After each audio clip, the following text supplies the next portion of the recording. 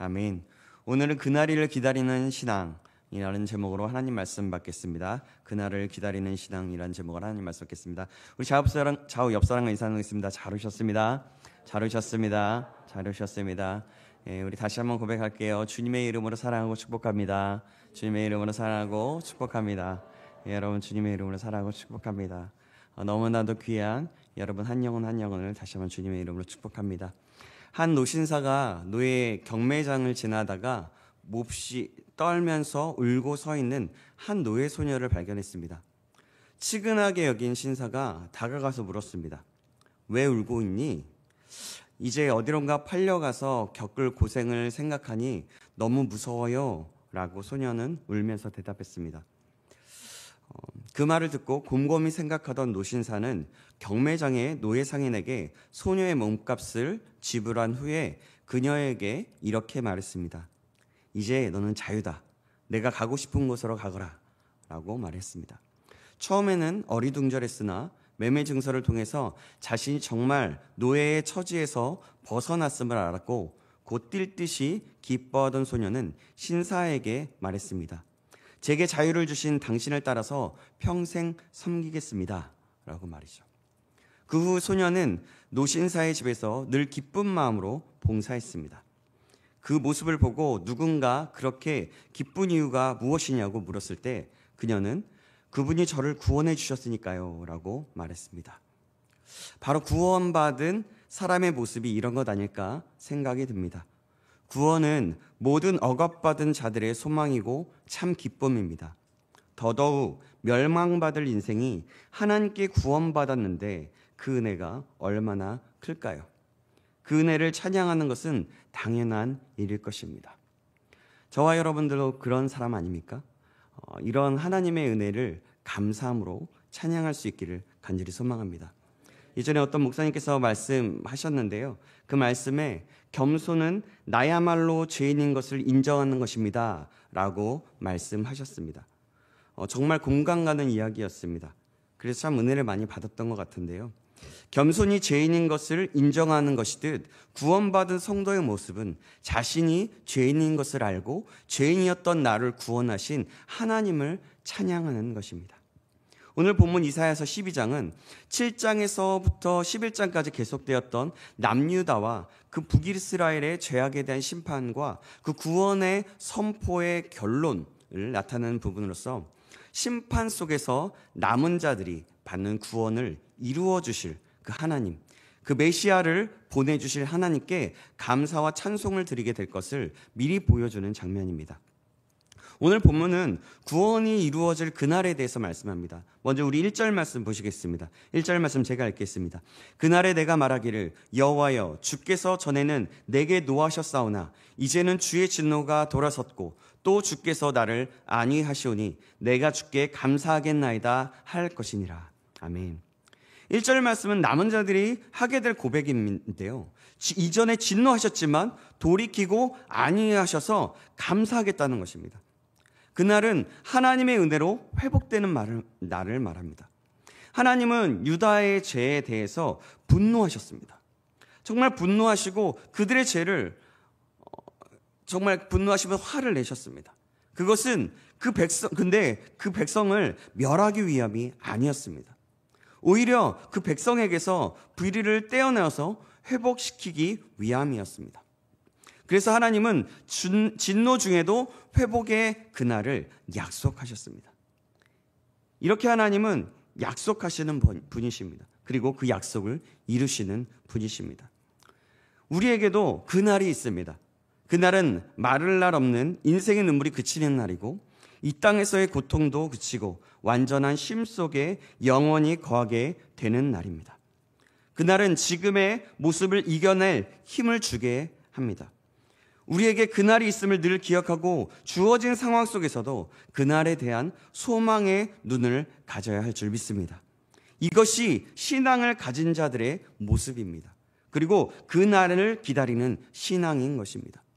하나님께서는 그날에 보여주시는데 어떻게 보여주실까요? 2절 말씀 보시겠습니다. 2절 말씀입니다. 보라, 하나님은 나의 구원이시라. 내가 신뢰하고 두려움이 없으리니 주 여호와는 나의 힘이시며 나의 노래시며 나의 구원이심이라. 아멘. 사랑하는 여러분, 아시죠? 하나님 외에 다른 구원자는 없습니다. 아멘. 모든 사람은 근데 살아가기 위해서 능력과 힘을 의지하게 됩니다. 어떤 능력? 사람이 자기의 생활의 근거가 될 수 있는 어떤 것이 없다면 그의 삶은 엉망진창이 되고 맙니다. 어떤 사람은 술을 의지하고요. 어떤 사람은 마약을 의지하고, 어떤 사람은 완고한 의지력, 자기의 자아를 의지합니다. 어떤 사람은 허세를, 어떤 사람은 종교를 의지하고 삽니다. 또 어떤 사람은 사람을 의지하게 됩니다. 이 예외의 사람들은 자기들의 능력과 힘을 하나님께서 찾는 사람들입니다. 즉 하나님을 의지한다는 것이죠.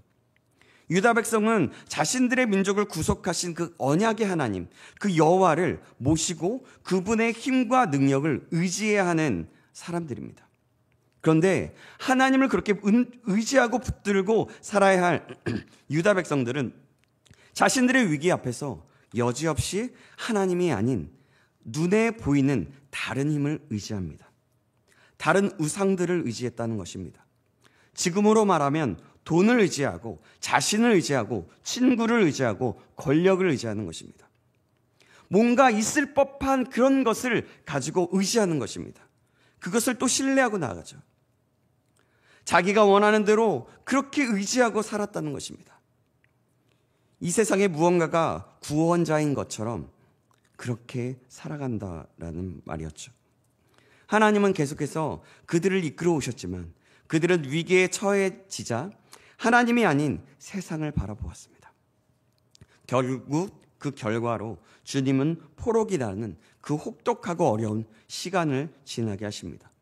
여러분, 포로가 되면 어떻습니까?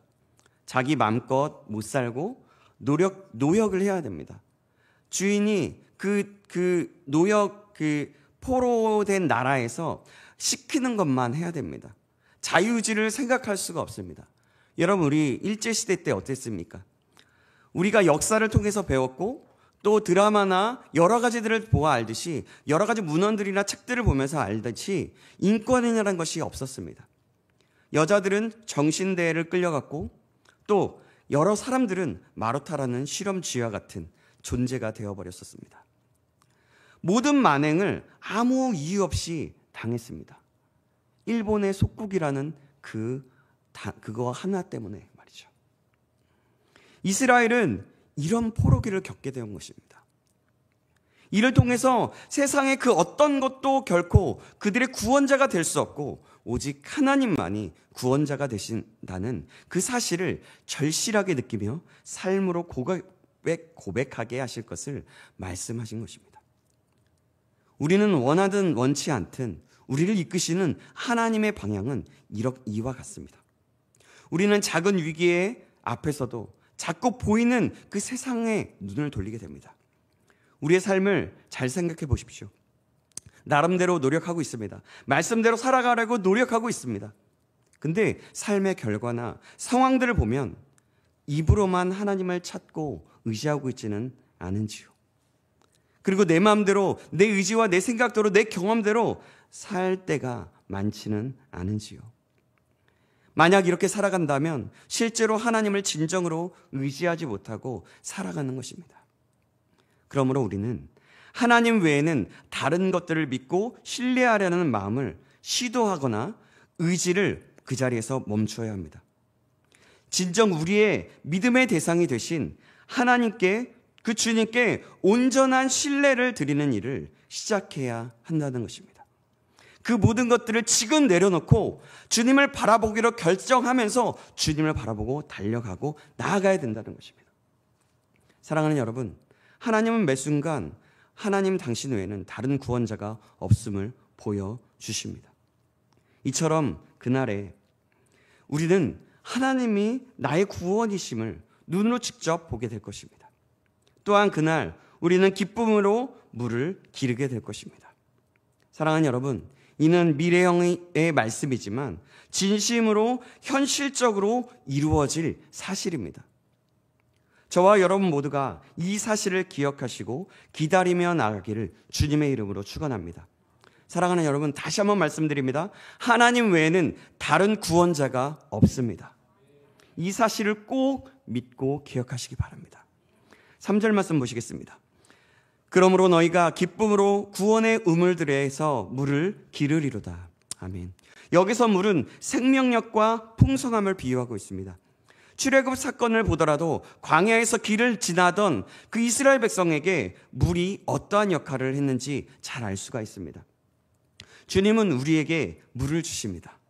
그 물은 우리에게 생명을 주시고 영적인 풍성함을 경험하게 하시는 것입니다. 이스라엘 백성이 그렇게 경험했고 또 우리도 그것을 경험할 수 있습니다. 그 안에서는 우리는 이 세상에 살아가는 그 삶의 진정한 의미와 기쁨을 만날 수 있게 되는 것입니다. 그러면 그 물은 무엇입니까? 그 물은 바로 메시아 되신 예수 그리스도이십니다. 그럼 우리는 이 예수 그리스도 앞에서 물을 주시는, 그 생명을 주시는 그 하나님, 그 예수 그리스도 앞에서 어떻게 해야 합니까? 어떻게 해야 진정한 나의 삶의 의미와 기쁨을 만날 수 있을까요? 날마다 구원의 은혜를 기억하는 것입니다. 나를 위해서 내가 죽을 수밖에 없었고 저주 아래 있었던 나이지만 나를 위해서 이 땅에 오신 그 십자가에 죽으셨다가 다시 살아나신 그 예수님의 은혜를 기억해야 한다는 것입니다. 그리고 그 물을 먹어야 합니다. 말씀을 먹는 것입니다. 하나님의 진리된 우리를 향하신 말씀을 듣고 읽으면서 묵상하고 말씀대로 살아가기를 몸부림치면서 나아가는 것입니다. 또한 예수님을 깊이 생각하며 그 예수님이 우리의 죄를 용서하시고 구원케 하셨던 그 은혜를 감사하면서 그 뜻을 따라서 사는 것입니다. 사랑하는 여러분, 이것이 주님이 주시는 물을 먹는 것입니다. 하나님의 생명을 물을 먹는 것입니다. 저와 여러분이 이 사실을 기억하시기 바랍니다. 4절의 말씀을 보니까 그날이 다시 한번 언급됩니다. 그날은 아까 언급했듯이 회복의 날을 말합니다. 그날 회복을 경험한 백성이 마땅히 해야 할 일은 무엇일까요? 감사입니다. 그들의 노력으로 얻어진 회복이 아니라 오로지 주님의 은혜로 얻어진 회복이기 때문입니다. 이 감사는 평생 잊지 말고 기억해내야 하는 것입니다. 사랑하는 여러분, 이런 말이 있습니다. 믿음의 최고의 고백은 최고의 고백은 감사다라는 말이 있습니다. 그렇습니다. 저와 여러분이 또 이스라엘 백성들이 이 감사함을 잊지 않아야 할 것입니다. 그 감사와 함께 마땅히 해야 할 일은 주님의 이름을 부르며 주님께서 하신 아름다운 일과 그분의 이름을 만방에 알리는 것입니다. 4절 말씀 보시겠습니다. 4절 말씀입니다. 그날에 너희가 또 말하기를 여호와께 감사하라. 그의 이름을 부르며 그의 행하심을 만국 중에 선포하며 그의 이름이 높다 하라. 아멘. 하나님께서 우리 삶에 행해오신 아름다운 일과 그분의 이름을 만방에 알리는 것은 우리에게 주어진 임무이고 사명입니다. 우리는 잘 잊어버리지만 지난 시간을 한번 되짚어 보면 하나님께서 우리의 삶에 임하여서 행해오신 그 아름다운 일을 발견하지 않을 수가 없습니다. 여러분 한번 생각해 보십시오. 지금까지 지내오게 된 것, 그리고 지금의 내가 있게 하신 것, 그런 놀라운 하나님의 은혜를 생각해 보십시오. 죄를 좋아하고 사랑하기까지 하는 우리, 믿음 없는 우리의 모습에도 불구하고 세상과 믿음 사이에 갈팡질팡하는 우리임에도 불구하고 하나님께서는 우리의 삶에 행해오신 은혜를 떠올린다면 하나님께서 감사하지 않을 수가 없습니다. 나를 구원하신 것들을 생각해 본다면 정말 저주 아래 있을 수밖에 없고 구제불능과 같은 사람이었지만 나를 구원하신 그 은혜를 생각한다면 감사할 수밖에 없는 것입니다. 또한 이 세상에 어떤 것보다도 위대하시고 탁월하며 초월적이신 분이 바로 구원의 하나님이십니다. 생각해 보십시오, 여러분. 태초에 하나님이 천지를 창조하셨다고 말씀합니다. 모든 만물을 창조하셨고 모든 것의 근원이 되신 그 하나님을 생각해 보십시오. 그 하나님이 나의 하나님이고 그의 하나님이 나를 구원하셨다라는 것을 생각해 본다면 여러분 감사할 수밖에 없는 것입니다. 사랑하는 여러분, 우리가 하나님을 생각하실 때 여러분들은 어떤 마음이 드십니까? 이 하나님만을 생각하지 않는다면 정말 우리의 삶이 어떻게 되겠습니까? 그리고 우리 삶에 행하신 일들을 만약에 설명해 보라고 하면, 지금의 내가 있게 하신 것들을 설명해 보라고 하면 어떻습니까? 정말 하나님이 하셨다라고 밖에 설명이 되지 않지 않습니까? 저의 삶을 보면 그렇습니다. 혹시라도 만약에 그렇지 않다면 우리가 다시 한번 하나님이 행하셨던 일들을 하나하나 곱씹으면서 묵상해 보시기 바랍니다. 나의 삶에 하나하나 곱씹어 보면 분명히 하나님께서 인도하셨다는 것을 믿고 알게 될 것입니다. 이 모든 것을 안다면 우리는 하나님께 감사할 수 있게 되는 것입니다. 마땅히 하나님께 감사하고 감사를 어떻게 갚을 수 있을지를 생각해 보게 됩니다. 그리고 감사한 마음을 표현하게 됩니다. 그리고 그 감사한 마음을 가지고 은혜 받은 자처럼 살 수밖에 없게 되는 것이죠. 사랑하는 여러분, 이스라엘을 구원하시고 그날을 허락하실 하나님이 나의 하나님이시고 나에게 그날을 허락하실 하나님이 나의 하나님이라면 더욱더 감사가 넘칠 것입니다. 저와 여러분이 그런 사람이 되기를 주님의 이름으로 축원합니다. 감사는 또 다른 감사가 이어지고 그 감사는 우리의 입술과 마음을 넘어서 세상으로 흘러가게 될 것입니다. 그래서 이렇게 결국 그 감사는 찬양이 되는 것입니다. 5절에서 6절 말씀입니다. 제가 읽겠습니다. 여호와를 찬송할 것은 극히 아름다운 일을 하셨음이니 이를 온 땅에 알게 할지어다. 시온의 주민아 소리 높여 부르라. 이스라엘의 거룩하신 이가 너희 중에서 크심이니라 할 것이니라. 아멘. 사랑하는 여러분, 다시 한번 말씀드립니다. 오늘도 주님이 우리에게 행해 오신 그 아름다운 일을 늘 떠올리며 감사를 마음에 간직할 수 있기를 간절히 소망합니다. 그래서 마침내 그 감사가 찬양이 되고 우리의 삶에 행하신 하나님의 아름다운 일들을 날마다 증거하는 삶을 살아갈 수 있기를 주님의 이름으로 축원합니다. 그러면서 그날을 기다리는 길을 다시 한번 주님의 이름으로 축원합니다. 그러므로 우리는 날마다 믿음으로 이 땅을 살아가면서 그날을 온전히 바라보고 소망하며 살아가시기를 간절히 소망합니다. 그날은 하나님이 구원이 이루어지는 날입니다. 그날은 우리가 기쁨으로 구원의 은혜를 함께 누리게 될 날입니다. 그래서 그날은 우리에게 온전한 감사가 넘치고 찬양이 넘치는 날이 될 것입니다. 그러므로 간절히 소망하기는 우리에게 그날의 그 구원의 약속을 주셨음을 기억하면서 날마다 더욱 하나님을 의지하고 바라보면서 그 구원의 소망 가운데 더욱 하나님께 감사하고 하나님을 날마다 찬양하며 살아가는 저와 여러분 되시길 주님의 이름으로 축원합니다. 저는 또 그날을 하나님께서 우리 신창교회에 주실 회복의 날이라고 말하고 싶습니다. 거룩한 옷을 입고 즐거이 헌신하면서 하나님의 구원하심에 감사하면서 그 주님을 찬양하는 삶을 사는 신창교회. 또한 더 많은 이들이 주님 앞에 나와서 예배하는 일들이 일어나며 주님의 진리이신 말씀 앞에 믿음으로 반응하고 더 주님 앞에 헌신하게 되는 신창교회. 그리하여 이 시대에 하나님의 뜻을 이루며 하나님의 영광을 바라보며 하나님의 나라를 꿈꾸며 나아가는 사람이 더 많아지는 그런 신창교회. 그런 신창교회가 되기를 기도하고 기대하며 나아갑니다. 저와 여러분 모두가 이렇게 소망을 갖고 기다리는 신앙으로 그날을 함께 이룰 수 있는 그 가운데, 그 한가운데 우리 이름이 불려지게 되는 저와 여러분 되시길 주님의 이름으로 축원합니다. 기도하겠습니다. 살아계신 하나님 아버지 감사합니다. 오늘 말씀을 통해서 그날 약속하시고 회복의 날을 허락하실 것을 말씀하여 주심에 감사합니다. 우리 모두가 그날을 기다리며 기도하며 나아갈 수 있도록 인도하여 주시옵소서. 회복의 날을 허락하실 하나님께 감사와 찬송을 드리며 그 구원의 날에 함께 참여하는 자가 되어 생명 되신 예수님을 깊이 생각하고 그 뜻을 이루며 그 놀라운 구원을 우리의 삶 속에 곳곳에서 전파하며 살아갈 수 있도록 인도하여 주시옵소서. 또한 우리 신창교회가 그날을 기다리며 그날이 이루어지는 것을 눈으로 볼 수 있도록 인도하여 주시옵소서. 살아계신 우리 구주 예수 그리스도의 이름으로 기도합나이다. 아멘.